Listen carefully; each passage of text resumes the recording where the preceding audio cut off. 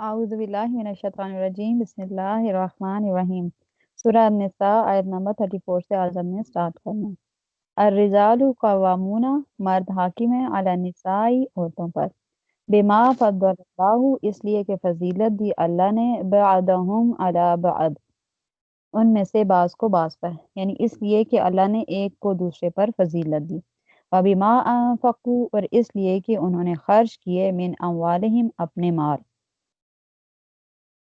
اس آیت میں اللہ سبحانہ و تعالیٰ فرما رہے ہیں کہ مرد جو ہیں وہ عورتوں پر حاکم ہیں۔ آگے وجوہات بھی بتا دی کہ کن وجوہات کی وجہ سے۔ وہ دو وجوہات ہیں، ایک یہ کہ اللہ نے ایک کو دوسرے پر فضیلت دی، اور دوسرا کہ انہوں نے مال خرچ کیے۔ اس آیت کا شان نزول کچھ اس طرح سے ہے کہ ایک عورت آقا کریم صلی اللہ علیہ وسلم کی بارگاہ میں اپنے خاوند کی شکایت لے کر آئی کہ اس کے خاوند نے اس کو تھپڑ مارا تھا، کوئی لڑائی جھگڑا ہوا تھا تو اس نے خاوند نے اس کو تھپڑ مارا، تو وہ اپنا قصاص کے لیے آقا کریم صلی اللہ علیہ وسلم کی بارگاہ میں حاضر ہوئی۔ تو اس ٹائم پہ یہ آیت نازل ہوئی تھی، اور اللہ سبحانہ وتعالیٰ نے فرمایا کہ مرد حاکم ہے، تو اس لیے وہ عورت پھر قصاص لیے بغیر واپس چلی گئی۔ اب یہاں پہ مردوں کے لیے قوامون کا لفظ استعمال ہوا ہے۔ قوام کا معنی ہے کہ کسی چیز کو قائم کرنے والا اور اس کی حفاظت کرنے والا، یعنی قوی سے بھی آپ یاد رکھ سکتے ہیں کہ قوت والا۔ اب مرد جو ہیں وہ دو وجوہات کی بنا پر عورتوں پر حاکم ہیں۔ پہلی وجہ یہ ہے کہ اللہ نے انہیں فضیلت دی ہے۔ فضیلت کیسے دی ہے کہ اللہ نے انہیں قوی بنایا ہے، قوت زیادہ طاقتور بنایا ہے، اور ساتھ میں وراثت اور گواہی میں ان کا حصہ دگنا رکھا ہے۔ پھر نبوت، رسالت، حکومت، امامت، اذان، اقامت، جہاد، اس طرح کے جتنے بھی کام ہیں وہ مردوں کے ساتھ مخصوص ہیں، یہ کام عورتیں نہیں کرتی۔ اور تمام فقہا کا اس بات پر اتفاق ہے کہ عورت حاکم نہیں بن سکتی، خلیفہ اور سربراہ نہیں بن سکتی، جیسا کہ آقا کریم صلی اللہ علیہ وسلم کی حدیث سے بھی یہ بات ثابت ہوتی ہے کہ آقا کریم صلی اللہ علیہ وسلم نے فرمایا کہ وہ قوم ہرگز فلاح نہیں پا سکتی جس نے اپنے معاملات میں ایک عورت کو حاکم بنا لیا۔ اسی طرح ایک اور حدیث ہے کہ جس کے آخری الفاظ کچھ اس طرح ہیں کہ تمہارے معاملات عورتوں کے سپرد ہوں تو تمہارے لیے زمین کا نچلا حصہ اس کے اوپر کے حصے سے بہتر ہے، یعنی تمہارے لیے مر جانا بہتر ہے اگر تم اپنے معاملات عورتوں کے سپرد کر دو۔ تو اس لحاظ سے مردوں کو عورتوں پر فضیلت ہے، سو وہ اگر جب ان کو فضیلت ہے تو اللہ وہ حاکم ہے، اور حاکم ہے تو عورتوں پر ان کا بات ماننا لازم ہے۔ دوسری فضیلت کیا ہے یا دوسری وجہ کیا ہے جس وجہ سے وہ حاکم ہے، وہ یہ کہ وہ اپنا مال خرچ کرتے ہیں عورتوں پر۔ مال خرچ کرنے کے لیے یعنی وہ عورتوں کی ضروریات پوری کرتے ہیں، ان کا خرچہ برداشت کرتے ہیں۔ پہلی بات یہ کہ وہ جب نکاح کیا جاتا ہے تو نکاح میں اگر مرد جو ہے وہ عورت کی شرمگاہ کو اپنے لیے حلال کرنے کے لیے اسے مہر ادا کرتا ہے، ٹھیک ہے۔ نکاح میں دونوں نکاح جو ہے وہ دونوں کی ضرورت ہے، مرد کی بھی عورت کی بھی، لیکن اگر مرد جو ہے وہ عورت کی شرمگاہ نکاح کے ذریعے حلال کرتا ہے تو بیوی بھی مرد کی شرمگاہ اپنے لیے حلال کرتی ہے، لیکن اللہ سبحانہ و تعالیٰ نے مہر جو ہے وہ اس کا ادا کرنا صرف مرد کے ذمہ رکھا، عورت کو نہیں کہا کہ وہ مہر ادا کرے، حالانکہ حلال تو وہ بھی اپنے لیے اپنے شوہر کی شرمگاہ کو کر رہی ہے، لیکن اسی طرح نان و نفقہ کا ہے کہ جب عورت کو ساتھ نکاح کر کے تم گھر میں لاتے تو اس کے سارے اخراجات کی ذمہ داری اللہ سبحانہ وتعالیٰ نے مرد کو حکم دیا کہ وہ پیسہ کمائے اور اس کے اخراجات کو پورا کرے، اس کے کھانے پینے کا، اس کے نان و نفقہ کا خیال رکھے۔ ان دو وجوہات کی وجہ سے مرد حاکم ہے، اور جب مرد حاکم ہے تو اس کی بات ماننا رعایا پر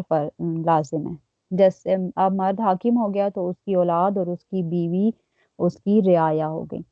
تو رعایا پر لازم ہے کہ اس کی بات مانی جائے، حاکم کی بات مانے وہ۔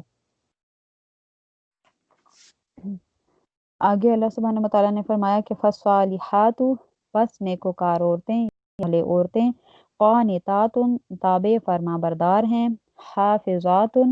نگہبانی کرنے والیاں، للغیبی، مردوں کی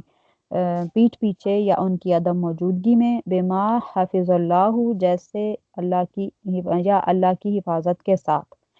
پس جو نیکوکار ہیں وہ مرد کی تابع فرمان ہیں اور مرد کی عدم موجودگی میں حفاظت کرنے والی ہیں اللہ کی حفاظت سے۔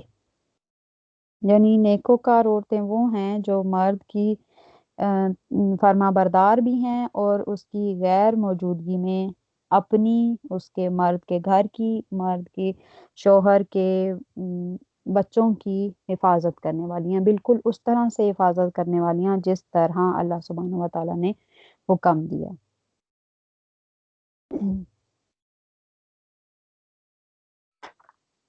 اللہ سبحانہ و تعالیٰ نے اس کی فرما برداری، پہلی بات ہوگی کہ فرما بردار ہیں۔ فرما بردار کیسے ہیں کہ وہ ہر نیک کام میں شوہر کی فرما برداری کرتی ہیں۔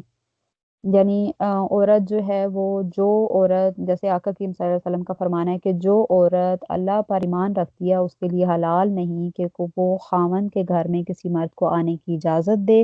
جبکہ خاوند اسے ناپسند کرتا ہو۔ خاوند ناپسند کرے تو وہ گھر سے باہر نہ نکلے، خاوند کے بارے میں کسی اور کی اطاعت نہ کرے، اس کے سینے کے ساتھ کھردری نہ ہو، اس کے بستر سے الگ نہ ہو،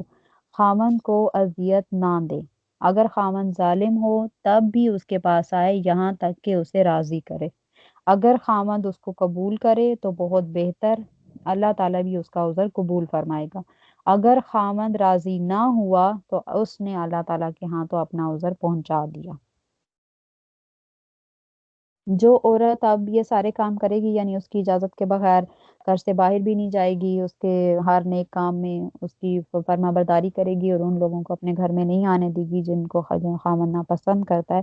تو پھر ایسی عورتوں کے لیے اللہ سبحانہ و تعالیٰ نے جنت رکھی ہے۔ جیسا کہ آقا کریم صلی اللہ علیہ وسلم نے فرمایا کہ جب عورت 5 نمازیں ادا کرے، رمضان کے روزے رکھے، اپنی شرمگاہ کی حفاظت کرے تو اپنے خاوند کی اطاعت کرے تو جنت میں داخل ہو جائے گی۔ اب جنت ظاہر ہے، آپ جنت کے مفہوم کو سمجھیں کہ جنت جو ہے وہ جگہ ہے جہاں پر انسان کی ہر خواہش پوری کی جائے گی۔ وہاں پہ عورتیں جو ہیں وہ حوروں کی سردار ہوں گی، ان کو جو وہ خواہش کریں گی، ان کی خواہش ان کی زبان پر بعد میں آئے گی، پہلے وہ پوری ہو جائے گی۔ تو فرما بردار عورتیں جو ہیں وہ جنت میں جائیں گی۔ اسی طرح کیونکہ اللہ سبحانہ و تعالیٰ نے عورت کی جنت کو جو ہے وہ شوہر کی رضامندی کے ساتھ لازم کر دیا۔ ایک عورت آقا کریم صلی اللہ علیہ وسلم کی بارگاہ میں آئی تو آپ نے فرمایا کہ اے عورت، کیا تیرا خاوند ہے؟ تو وہ کہتی ہے کہ میں نے عرض کی ہاں۔ فرمایا تیرا اس کے ساتھ کیا سلوک ہے؟ میں نے عرض کی کہ میں اس کی ضرورت پوری کرنے میں کوئی کسر نہیں چھوڑتی مگر جو کرنے سے عاجز ہوں۔ فرمایا خیال رکھنا کہ تو اس کے ہاں کیا حیثیت رکھتی ہے، بے شک وہ تیری جنت اور تیری جہنم ہے۔ اسی طرح حضرت عائشہ سے روایت ہے کہ نقل کرتی ہیں کہ میں نے رسول اللہ صلی اللہ علیہ وسلم سے عرض کیا کہ ایک عورت پر سب سے زیادہ کس کا حق ہے؟ تو آپ صلی اللہ علیہ وسلم نے فرمایا کہ خاوند کا۔ میں نے عرض کی کہ ایک مرد پر سب سے زیادہ کس کا حق ہے؟ تو آپ صلی اللہ علیہ وسلم نے فرمایا کہ اس کی ماں کا۔ ایک اور حدیث جو سب نے پہلے بھی کافی دفعہ سنی ہوئی ہے کہ اگر، جیسے میں مفہوماً بتا دیتی ہوں کہ اگر میں کسی انسان کو سجدہ کرنے کا حکم دیتا تو میں عورت کو حکم دیتا کہ وہ اپنے خاوند کو سجدہ کرے۔ ایک اور مولا کائنات سے روایت ہے حدیث، وہ بھی کچھ اس طرح سے ہے کہ آقا کریم صلی اللہ علیہ وسلم نے فرمایا کہ اے عورتوں کی جماعت، اللہ سے ڈرو اور اپنے خاوندوں کی رضا تلاش کرو۔ اگر عورت اپنے خاوند کے حق کو جانتی ہو تو صبح شام کھانے کے وقت اس کے سامنے کھڑی رہے، یعنی اس کی فرما برداری کرتی رہے۔ اور آقا کریم صلی اللہ علیہ وسلم کو جو ہے وہ ایسی عورتیں سخت ناپسند تھیں جو ہر وقت خاوندوں کی شکایتیں کرتی رہتی ہیں، جیسے انہوں نے آقا کریم صلی اللہ علیہ وسلم نے اپنی ساجزادی کو فرمایا کہ بے شک میں نفرت کرتا ہوں کہ عورت اپنے خاوند کی شکایت کرنے والی ہو، اور جو فرما بردار ہوں گی وہ تو جنت میں جائیں گی، اور جو نافرمان ہوں گی عورتیں وہ ان کا ٹھکانہ پھر جہنم ہے۔ یہ اللہ سبحانہ و تعالیٰ اور بہت ساری احادیث میں بھی ملتا ہے کہ جو عورتیں فرما برداری نہیں کریں گی، خامن کی نافرمان ہوں گی، وہ جہنم میں جائیں گی۔ جیسے ایک مفہوماً ایک حدیث بتا دیتی ہوں کہ آقا کریم صلی اللہ علیہ وسلم نے فرمایا کہ فاسق کو جہنمی یا کچھ اس طرح کے الفاظ تھے، تو صحابہ نے پوچھا کہ یا رسول اللہ کس کے بارے میں آپ فرما رہے ہیں؟ تو آقا کریم صلی اللہ علیہ وسلم نے فرمایا کہ جو عورتوں کے بارے میں۔ تو صحابہ نے پوچھا کہ وہ ہماری مائیں بہنیں بیٹیاں نہیں ہیں؟ تو آپ صلی اللہ علیہ وسلم نے فرمایا کہ کیوں نہیں،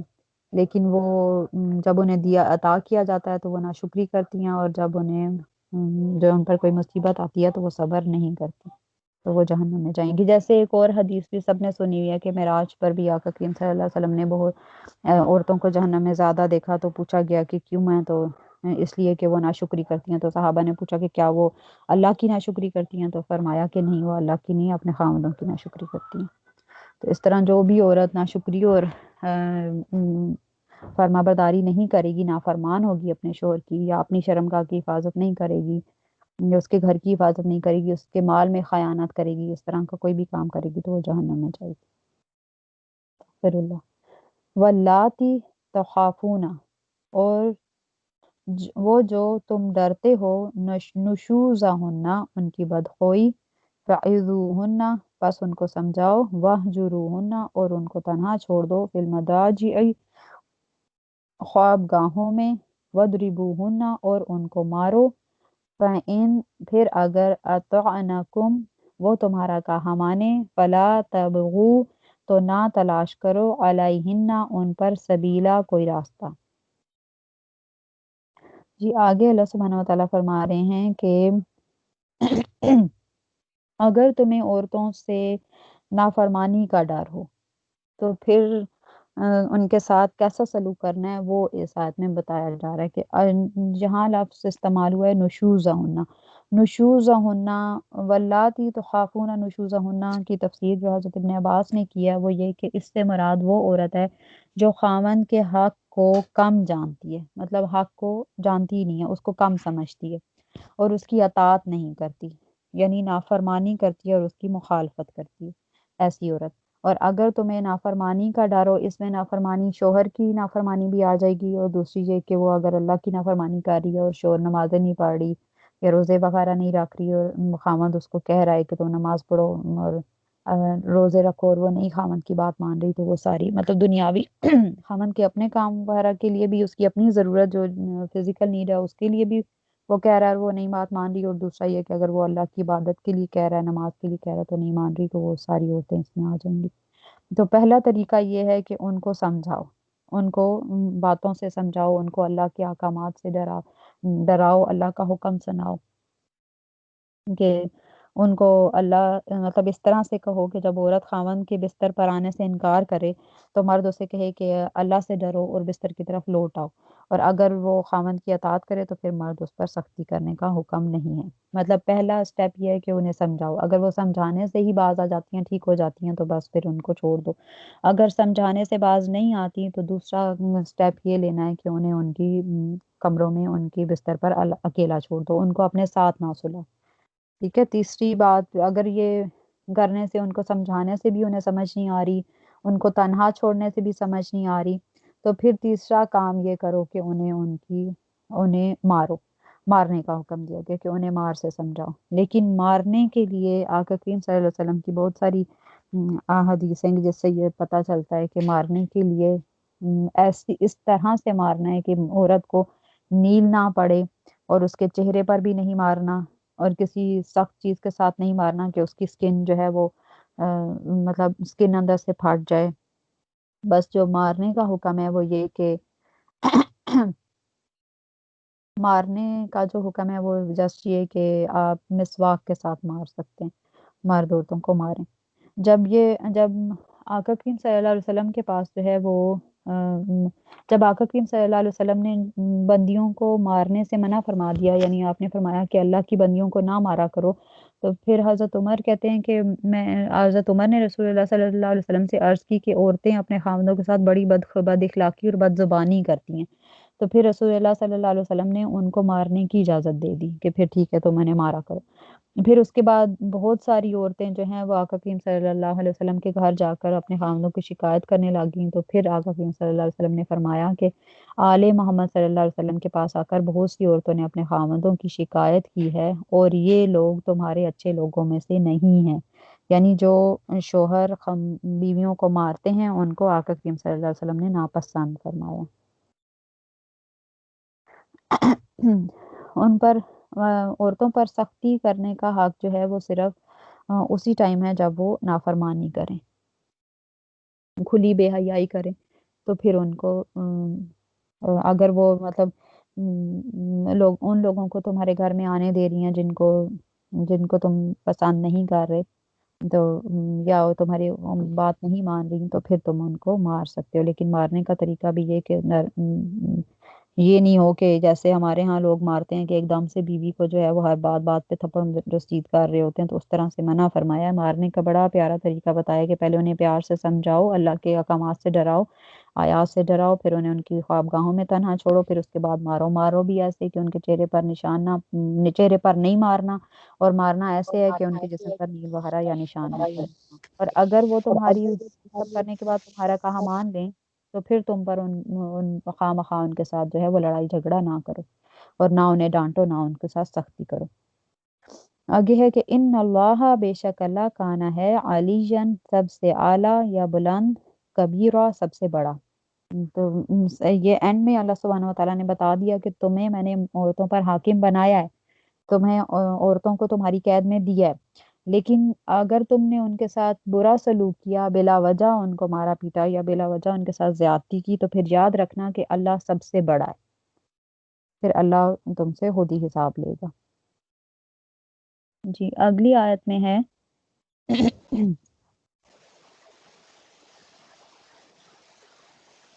وَإِنْ خِفْتُمْ، اور اگر تم ڈرو، شقاق، ضد سے، بینہما، ان کے درمیان، فَبْعَثُوا، تو مقرر کر دو، حکماً، ایک منصف، من اہلہ، ان مرد کے خاندان سے، وحکماً، اور ایک منصف، من اہلہا، عورت کے خاندان سے، ان یریدا، اگر دونوں چاہیں گے، اصلاحاً، صلح کرانا، یوفق اللہ، تو موافقت کر دے گا اللہ، بینہما، ان کے درمیان۔ اور اگر تم ڈرو ان دونوں کے درمیان ضد سے، تو یا لڑائی جھگڑے سے، تو مقرر کر دو ایک منصف مرد کے خاندان سے اور ایک منصف عورت کے خاندان سے، اگر وہ دونوں صلح کرانا چاہیں گے تو اللہ ان کے درمیان محبت پیدا کر دے گا۔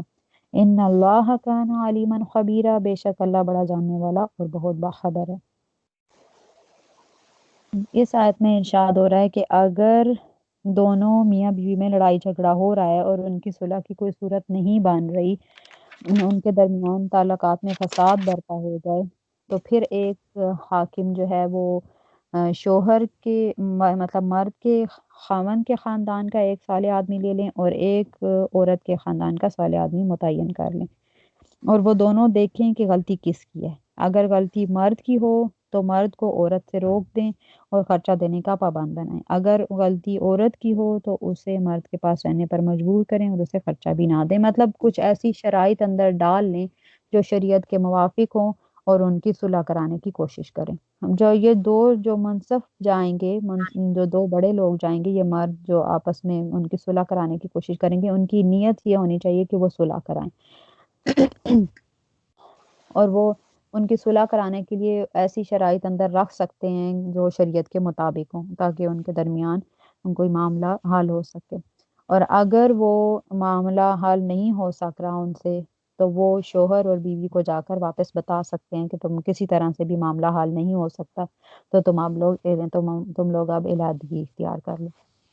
احناف کے نزدیک جو ہے وہ جو منصف ہیں یا جو یہ دو حاکم مقرر کیے گئے ہیں مرد اور عورت کے خاندان سے، ان کو یہ اختیار نہیں ہے کہ وہ عورت اور مرد کا نکاح ختم کروا دے، نکاح ختم کرنے کا حق صرف مرد اور عورت کو ہی ہے۔ بے شک اللہ بڑا جاننے والا اور بہت باخبر ہے۔ یہ لوگ صرف ان کے درمیان صلح صفائی اور بات کو معاملے کو حل کرنے کی کوشش کریں گے، اگر حل ہو جائے تو بہت اچھا، حل نہیں ہوتا تو پھر بس ان کو جا کر بتا دیں۔ آگے ہے کہ وَاعْبُدُوا تم عبادت کرو اللہ کی، وَلَا تُشْرِكُوا بِهِ اور نہ شریک کرو اس کے ساتھ شیئا کچھ بھی، وَبِالْوَالِدَيْنِ اور ماں باپ سے احسانہ احسان کرو۔ پہلی بات ہو رہی ہے کہ اللہ سبحانہ و تعالیٰ فرما رہے ہیں کہ اللہ کی عبادت کرو اور اس کے ساتھ شریک نہ کرو۔ ٹھیک ہے، عبادت سے مراد صرف نماز، روزہ، حج، زکوٰۃ نہیں ہے۔ ٹھیک ہے، عبادت سے مراد ہم پہلے پڑھ چکے ہیں کہ عبادت سے مراد اللہ سبحانہ و تعالیٰ کا ہر حکم ماننا، جو اللہ سبحانہ و تعالیٰ نے حکم دیا ہے اس کو ماننا، وہ سب عبادت میں آتا ہے۔ پھر ساتھ شریک ٹھہرانا جو ہے وہ بھی ہم، شرک کیا ہوتا ہے وہ بھی ہم پیچھے بڑی ڈیٹیل میں پڑھ چکے ہیں، میں ریپیٹ کر دیتی ہوں کہ شرک سے مراد کہ اللہ سبحانہ و تعالیٰ کی ذات اور صفات میں کسی دوسرے کو شریک کرنا۔ ذات میں شرک یہ ہے کہ آپ جس طرح ہم اللہ سبحانہ و تعالیٰ کو عبادت کا لائق سمجھتے ہیں اسی طرح کسی اور ہستی کو عبادت کا لائق سمجھنا، یہ شرک پہ ذات ہو جائے گا۔ اور شرک صفات میں ہے کہ جیسے اللہ سبحانہ و تعالیٰ کی صفات جو ہیں اس کی 4 خوبیاں ہیں، اگر ان 4 خوبیوں کے ساتھ کسی چیز میں وہ صرف مان لی جائے تو یہ شرک صفات ہو جائے گا۔ وہ 4 خوبیاں کون سی ہیں کہ اللہ سبحانہ و تعالیٰ کی تمام صفات جو ہیں وہ ذاتی ہیں، لا محدود ہیں، غیر فانی ہیں اور ہمیشہ سے ہیں۔ اگر ان 4 خوبیوں کو ان 4 خوبیوں کے ساتھ کسی صفت کو کسی دوسرے میں مان لیا جائے تو وہ شرک صفات ہو جائے گا۔ تو اس سے اللہ سبحانہ و تعالیٰ نے منع فرمایا کہ جو بندہ شرک کرے گا وہ شرک ظاہرہ ہے ایک قرآن عظیم میں صرف ایک وہ واحد گناہ ہے جس کی توبہ جس کو اللہ مطلب شرک کرنے والے کو اللہ سبحانہ و تعالیٰ آخرت میں معاف نہیں فرمائیں گے، باقی جس کو چاہیں وہ جس کا جو گناہ چاہیں معاف فرما سکتے ہیں۔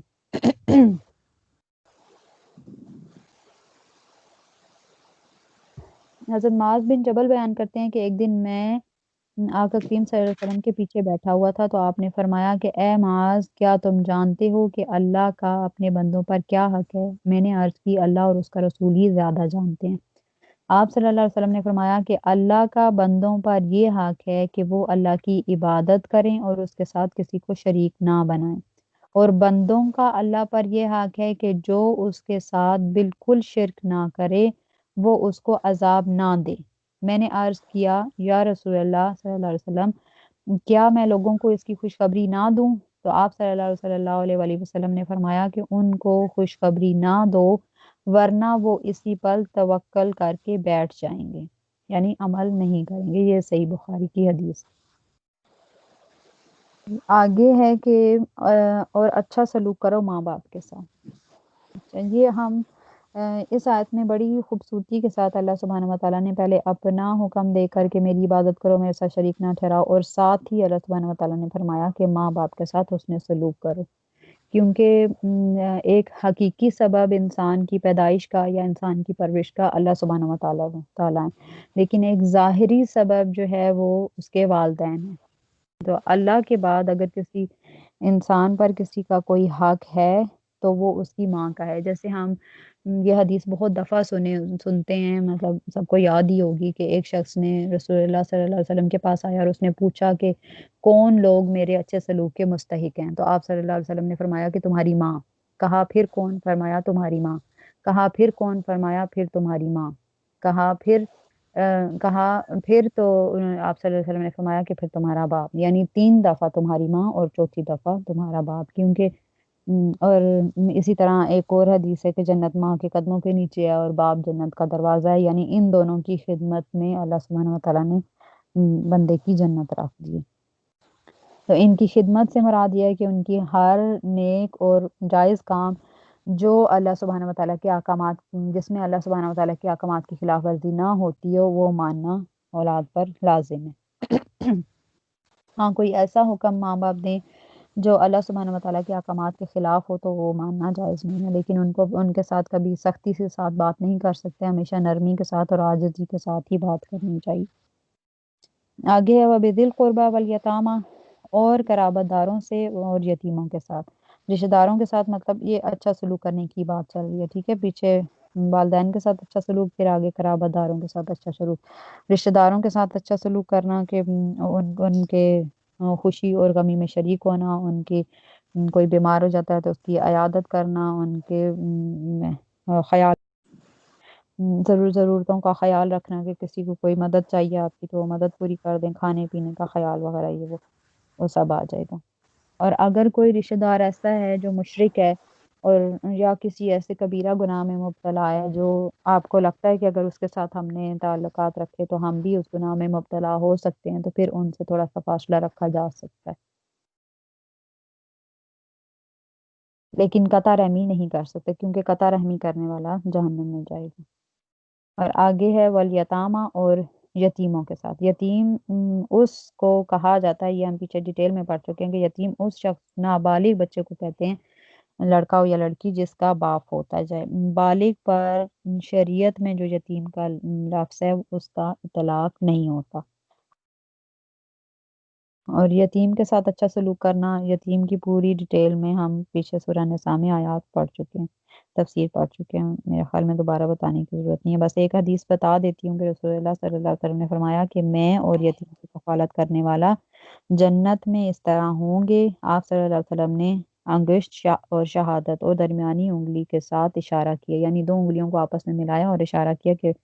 جب میں اور یتیم کی کفالت کرنے والا جنت میں اس طرح ایک دوسرے کے قریب ہوں گے۔ آگے ہے والمساکینہ اور محتاج، یعنی جو ضرورت مند ہو، لیکن جو آج کل ہمارے ہاں پروفیشنل ضرورت مطلب فقیر ہو گئے ہیں، ان کو نہیں دینا چاہیے کہ وہ ان کو اس کی مانگنے کی عادت پڑ جاتی ہے، تو بہتر ہے کہ جو اصل محتاج ہے اس کو دیا جائے۔ والجاری ذی القربہ، اور ہمسایوں قریبی ہمسایوں کے ساتھ اچھا سلوک کیا جائے۔ والجار الجنوبی، اور دور کے ہمسایوں کے ساتھ، یعنی جو آپ کے قریب قریب ہمسایہ ہیں ان کے ساتھ اور دور دور ہمسایہ ہیں ان کے ساتھ بھی۔ اور ہمسایہ اور پڑوسی جو ہیں وہ ہم ہمسائے کا ظاہر ہے وہ مطلب کافی حق ہے ہمسایوں کا کہ آپ ہمسایوں کی ضروریات کا خیال رکھیں۔ جیسے یہ بھی حدیث ہم سنتے رہتے ہیں کہ ہمسائے میں 40 گھر سامنے والے، 40 گھر پیچھے والے، 40 گھر دائیں والے، 40 گھر بائیں والے، یہ سب آتے ہیں، تو ان سب کا خیال رکھنا چاہیے۔ مطلب اس ٹائم صاحب پڑوسیوں کی اتنے زیادہ وہ تلقین کی جاتی تھی ان کے ساتھ اچھا سلوک کرنے کی کہ صحابہ کرام سمجھنے لگے کہ شاید انہیں یہ گمان ہونے لگا کہ اللہ تعالیٰ کہیں پڑوسی کو وراثت میں حصہ دار نہ بنا دے۔ اگر کوئی پڑوسی جو ہے وہ اپنے پڑوسی کو اذیت دیتا ہے تو وہ جنت میں داخل نہیں ہوگا، جیسے حدیث ہے کہ رسول اللہ صلی اللہ علیہ وسلم نے فرمایا کہ وہ آدمی جنت میں داخل نہ ہوگا جس کے پڑوسی اس کی اذیتوں سے محفوظ نہ ہوں۔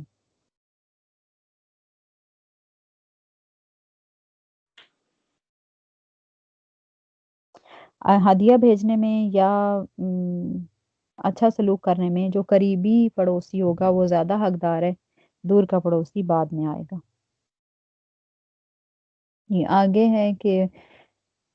بس صاحبی بالجنبی، اور تمہاری مجلس میں بیٹھنے والے لوگ۔ اب مجلس میں بیٹھنے والوں میں بہت سارے لوگ آ جاتے ہیں، مجلس میں آپ کی زوج بھی آ جائے گی، آپ کے کلاس فیلوز، اگر آپ اسکول کالج میں پڑھتے ہیں تو کلاس فیلوز ہیں، اگر آپ جاب کرتے ہیں تو آپ کے کولیگز وغیرہ، یعنی سارے ملنے جلنے والے لوگ مجلس سے مراد کے جن کے ساتھ آپ کا تعلق ہے۔ جیسے ہم دعا کرتے ہیں کہ اچھی صحبت عطا کر، صحبت مطلب کہ ملنے جلنے والے لوگ، وہ سارے اس میں آ جائیں گے، ان کے ساتھ اچھا سلوک کیا جائے۔ پھر وابن السبیل، اور مسافروں کے ساتھ۔ وما ملکت ایمانکم، اور جو تمہاری ملک میں ہے، یعنی غلام اور کنیزیں۔ اب آج کل تو غلام اور کنیزیں نہیں ہیں، لیکن اس کو اگر ہم آج کے مطابق دیکھیں گے تو آج کے مطابق جو لوگ ہمارے گھروں میں کام کر رہے ہیں، یعنی کام کرنے والی ہیں جو آتے ہیں اور کام کر کے چلے جاتے ہیں وہ، یا پھر ہمارے جو مثال کے طور پر اگر کوئی باس ہے اور اس کے انڈر لوگ کام کر رہے ہیں تو وہ بھی اسی میں آ جائیں گے، تو ان کے ساتھ بھی اچھا سلوک کرنا ہے کہ ان کے جوتے کپڑے کا خیال رکھیں، کھانے پینے کا خیال رکھیں، اگر وہ بھوکے ہیں تو انہیں کھانا کھلا دیں، بیمار ہیں تو ان کا علاج کروا دیں، اس طرح کی یہ ساری چیزیں احسان میں آ جاتی ہیں۔ ان اللہ، بے شک اللہ، لا یحب، نہیں دوست رکھتا، من کانا، جو ہو مختالا فخورا، اترانے والا اور بڑ مارنے والا۔ یعنی اللہ سبحانہ وتعالیٰ ایسے انسان کو دوست نہیں رکھتا جو متکبر ہو اور جو شیخیاں بگاڑنے والا ہو، جو غرور کرنے والا ہو۔ تکبر جو ہے وہ سب کو پتہ ہی ہے کہ تکبر بہت بڑا گناہ ہے، اور ابلیس کو صرف تکبر کی وجہ سے جنت سے نکال دیا گیا تھا کہ اس کو اللہ سبحانہ وتعالیٰ نے حکم دیا کہ تم آدم علیہ السلام کو سجدہ کرو، تو اس نے صرف تکبر کی وجہ سے کہ میں تو م، آ، آگ سے بنا ہوا ہوں، تو میں کیوں مٹی سے بنے ہوئے انسان کو سجدہ کروں، تو اسے اللہ سبحانہ وتعالیٰ نے جہنم میں پھینک دیا۔ حضرت ثابت بن قیس سے روایت نقل ہے کہ میں رسول اللہ صلی اللہ علیہ وسلم کے پاس تھا، تو آپ نے یہ آیت تلاوت کی تو حضرت ثابت رونے لگے۔ رسول اللہ صلی اللہ علیہ وسلم نے پوچھا تم کیوں روتے ہو؟ عرض کی یا رسول اللہ میں جمال کو پسند کرتا ہوں، یہاں تک کہ یہ چیز بھی مجھے خوش کرتی ہے کہ میرے جوتے کے تسمے اچھے ہوں۔ فرمایا تو جنتی ہے، یہ کبر نہیں کہ تو اپنی سواری اور کجاوا اچھا رکھے، بلکہ تکبر یہ ہے کہ جو حق کو بے وقوفی سمجھے اور لوگوں کو حقیر جانے۔